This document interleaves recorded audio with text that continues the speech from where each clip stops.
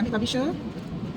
Dan kemudian kamu pergi dekat more blank page size, tekan, kemudian pilih A4 landscape. Klik, kemudian kamu pergi dekat tweet. Lepas tu, kamu akan dapat page yang macam ni. Kemudian kamu pergilah pada file yang kamu simpan gambar. Mana? Okey, saya pilih dua. Sebab satu page perlu dua Okey, klik copy kat atas ni ada, copy. Kemudian pergi dekat publisher balik, tekan di sini ada paste. Tekan, so dia akan keluar kat tepi sini. So kamu bawa lah. Okay, bawa. So masuk satu page ni akan ada dua gambar. Dan kita tak nak full. Okey, besarkan. Okey, kamu tarik besar. Okey, tinggal ruang macam tu. Okey, kemudian tarik lagi sebelah dia, ruang sama. Saya tengok. Kamu akan dapati, okey, ruang paling kiri, ruang tengah dengan ruang kanan dia sama besar. Bawah tak payah ambil kira. Janji gambar tu masuk dalam satu page ni. Okey.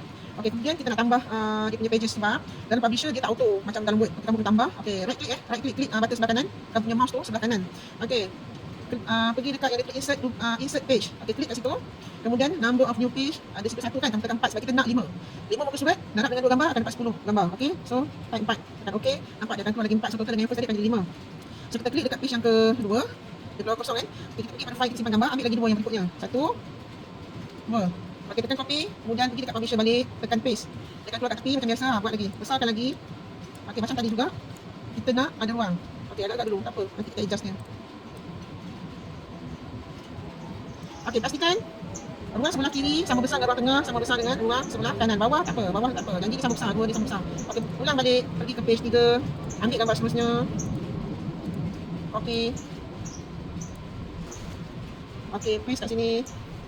Limahkan lagi kat tepi tu. Laptop saya lah, laptop kamu mungkin lain sikit. Okey, bawa, besarkan. Okey, ruang sama besar kiri, tengah, kanan sama besar.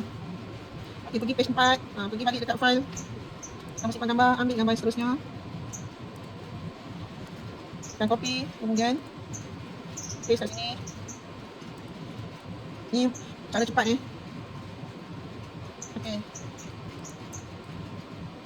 Saya dah malas nak besarkan satu-satu. Saya klik dua-dua sekali, tekan control. Klik button control jangan lepas. Bila dia dah ada tanda bulat-bulat ni, ada bulat-bulat kat tepi, kamu tarik satu dua-dua besar. Nampak? Apa tu kamu adjust kedudukannya. Okey, pastikan sini sama besar. Okey, ni. Ruang putih tu sama besar. Okey, page terakhir, kita pergi pada tempat kita simpan gambar, ambil lah gambar dua lagi. Copy, kemudian kita paste, kemudian bawa dulu.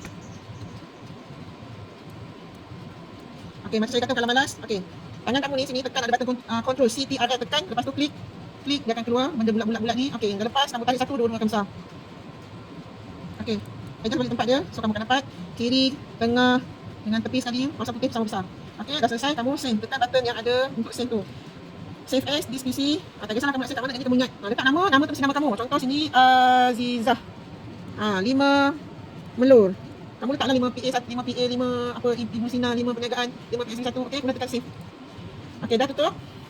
Kamu akan nampak di tempat kamu save tu ada tadi. Mana tadi? Tak ada. Ni. Ada tulis kat sini Azizah 5 Melur tadi kan. Okey, saya telah siap tu hantar kat saya. Hantar kat saya, hantar dalam grup. Saya boleh tolong print.